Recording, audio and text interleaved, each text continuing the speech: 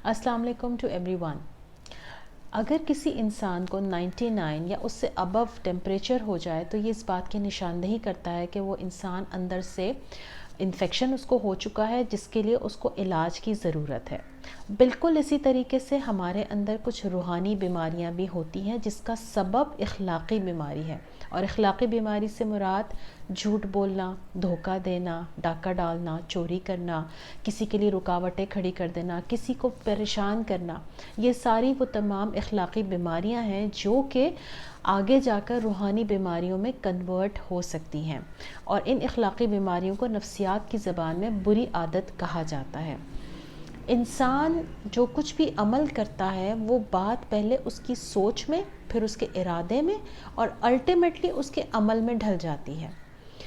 ایک انسان روحانی طور پر صحت مند ہے یا بیمار ہے، اس کا پتہ اس کے رویے سے لگتا ہے.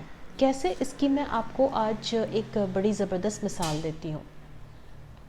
اگر ایک انسان جس کے ساتھ کسی نے زیادتی کی ہے اور اس زیادتی کے جواب میں وہ یہ سوچ رہا ہے کہ زیادتی کرنے والے کے بارے میں کہ یہ شخص بھی کہیں نہ کہیں پریشان ہوگا، تکلیف میں ہوگا، اس کے ساتھ بھی کہیں نہ کہیں کوئی زیادتی ہوئی ہوگی، تو اس لیے اس نے میرے ساتھ اس طرح کا بیہیو کیا ہے، یا یہ ناسمجھ ہے، بے وقوف ہے، اس کو صحیح بات کے بارے میں نالج نہیں ہے، پتہ نہیں، اس لیے اس نے میرے ساتھ اس طرح کا رویہ اختیار کیا. تو اگر ایک انسان اس طریقے سے سوچتا ہے تو اس کا مطلب ہے کہ یہ روحانی طور پر صحت مند انسان ہے، اس کا ضمیر زندہ ہے، یہ معاف کر دینے کی صلاحیت رکھتا ہے. لیکن اگر ایک انسان زیادتی کے جواب میں یہ کہتا ہے کہ میں اس کی ٹانگیں توڑ دوں گا، میں اس کو ساری زندگی معاف نہیں کروں گا، میری بد دعائیں اس کی قبر تک اس کا پیچھا کریں گی، and so on، تو سمجھ جائیے کہ یہ شخص روحانی طور پر کمزور اور بیمار انسان ہے. کیوں؟ کیونکہ جو شخص روحانی طور پر صحت مند ہوگا وہ دوسروں کو معاف کر دینے کی صلاحیت رکھتا ہوگا، اور جو شخص روحانی طور پر بیمار ہے اور کمزور ہے وہ انتقام اور بدلے کے بارے میں سوچتا ہے، وہ بد دعائیں دینے کے بارے میں سوچتا ہے، اس کے بارے میں بات کرتا ہے.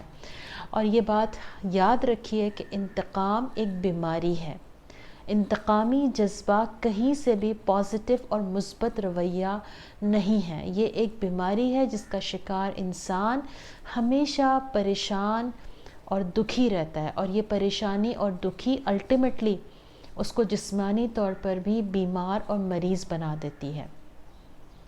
تو ہمیں اس حوالے سے اپنے رویوں کو چیک کرنے کی ضرورت ہے کہ آیا ہمارے اندر کتنا کریج ہے، کہ کیا ہم دوسروں کو معاف کر دینے کی صلاحیت رکھتے ہیں، کیا ہم درگزر کی صلاحیت رکھتے ہیں، کیا ہم سمجھتے ہیں کہ دوسرے کو ہمیں لیوریج دے دینا چاہیے اس کی کسی کوتاہی کی وجہ سے.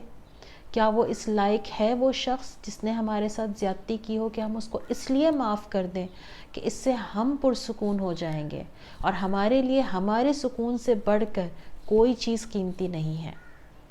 تو اپنا بہت سا خیال رکھیے اور اپنی زندگی میں اس سکون کو لے کر آئیے. کیوں؟ کیونکہ معاف کر دینا ایک بڑے ظرف کی علامت ہے، اور یقیناً آپ ایک بڑا ظرف رکھتے ہیں.